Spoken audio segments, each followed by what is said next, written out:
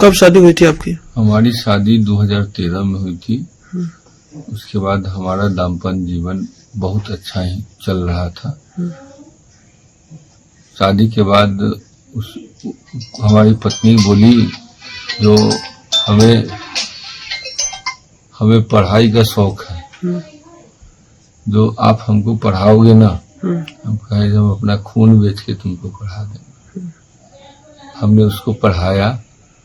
Inter pass से की थी जिस समय हमारी शादी हुई थी, उस समय उसका इंटर में रिजल्ट फर्स्ट डिवीजन आया था। हम बहुत खुशी हुए थे। उसके बाद उसको बीए ग्रेजुएशन कराए। ग्रेजुएशन के बाद वो इच्छा जाहिर की जो हम बीएड करेंगे। फिर बीएड कराए। बीएड में लोमा से बीएड कराए। उसके बाद बोली, इसी बीच में 2018 आ गया। 18 में हमारे माता पिता जी दोनों एक्सपायर कर गए। एक्सपायर होने के बाद वो कहने लगी, जब मैं गांव में नहीं रहूंगी, हमको पढ़ाई करना है, जो आप हमको हाजीपुर लेके चलो। फिर हम हाजीपुर शिफ्ट हुए। वो जैसे जैसे कहते गई हम उसको पूरा करते गए, उसका सारा शौक पूरा करते गए। उसकी पढ़ाई में कभी कोई कमी नहीं होने दी। जरूरत पड़ा तो हमने महुआ टोरी सुपौल का अपने पुश्तैनी जमीन के अपने हिस्से का जमीन बेच के उसके पढ़ाई में खर्च कर दिया। उसको ब्यूटिशियन का भी कोर्स करवाया, ताकि अगर किसी भी प्रकार का हमारे साथ कोई हादसा हो जाए तो हमारे बच्चे का जीवन में कोई कठिनाई नहीं आना चाहिए। ऐसा हम उसको तैयार किए, पढ़ाए बहुत अच्छी से। हमारी छोटा फैमिली था, पति पत्नी एक बच्चा। झगड़ा भी नहीं होता था हम लोग का, बहुत कम, मतलब पति पत्नी में होता है रोज, ऐसा कुछ नहीं होता था। उसके बाद जैसे ही उसका 2024 में उसको जॉब हुआ, जॉब के दौरान वो सुपौल शिफ्ट हुई, उसका रंगत बदल गया। वहां जाने पर ढंग से बात नहीं करना, मन मुटाव टाइप का चल रहा 6 महीना। उसके बाद उसने वहां सुपौल में कहीं जे हम दार्जिलिंग जाएंगे अपने नीचे डेरा में जो लेडी टीचर लोग है उसके साथ, तो हमने जाने की अनुमति दे दी जनवरी महीना 2025 में। और वो चली गई, और जब फोन नहीं उठाई तो हम डेरा में पता किए तो डेरा की जो टीचर थी वो नहीं गई थी।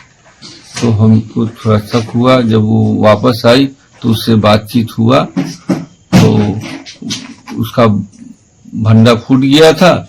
तो उसने हमको सीधे लाइन में कह दिया, जो हम तुम्हारे साथ नहीं रहेंगे। फिर हमारा विवाद बढ़ते चला गया, और इसी दरमियान में उसका जांच में हमने बच्चा से पूछा, जो बेटा यहाँ हम नहीं रहते हैं तो कोई आता भी है क्या? तो हाँ, एक मामा आते हैं, मम्मी बताई है, जो कोई पूछेंगे तो कहना मामा है। तो कैसा दिखते हैं? तो है हेल्दी है।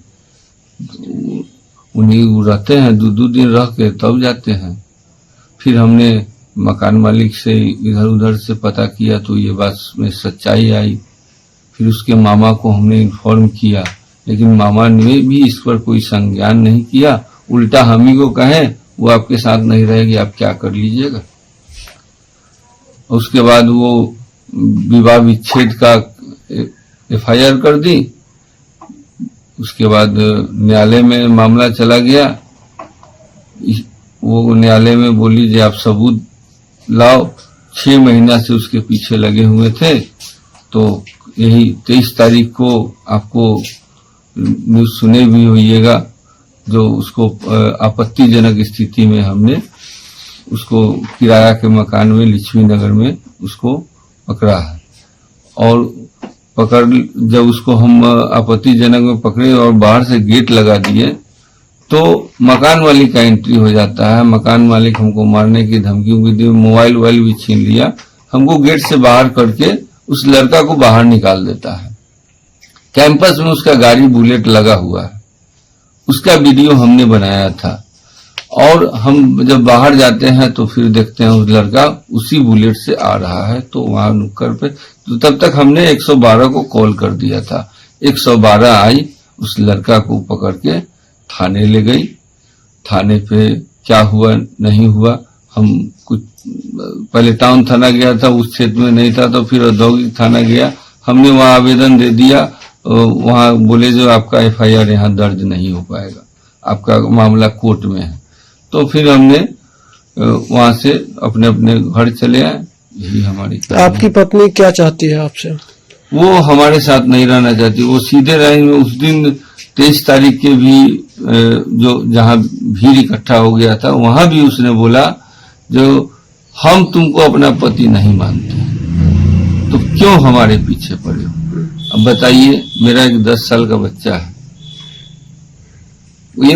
वो हमरे साथ नहीं रहेगी, लेकिन बच्चा के प्रति भी उसका मोह नहीं है। 1 साल से बच्चा मेरे पास है, एक बार भी पलट कर उससे बात नहीं की है।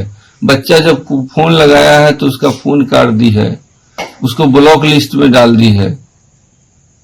उस औरत से क्या उम्मीद रखते? जब वो आपके पत्नी आपके पास आती है, रहना चाहती है, तो क्या उसको एक्सेप्ट करेंगे? नहीं, अब नहीं। अब हमारी इज्जत को इतना धज्जी उड़ा दी है जो उसको एक्सेप्ट करना हमारे बस की चीज नहीं में था। तो एक अंकल आते, तो मम्मी से पूछा तो मम्मी बोली कि दोस्त है, बोलिए कि सबको बोलने के लिए कि मामा थे। और मम्मी मुझे नीचे भेज देती थी और मैं ऊपर आती थी। मम्मी से बातचीत होती है?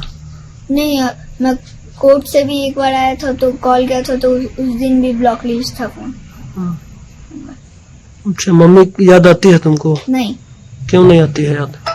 अब मम्मी एक बार बोलती थी कि मेरा बेटा नहीं है तो। अच्छा, मम्मी यदि बोलेगी कि तुम आओ मेरे साथ रहो? नहीं, बिल्कुल नहीं। क्यों?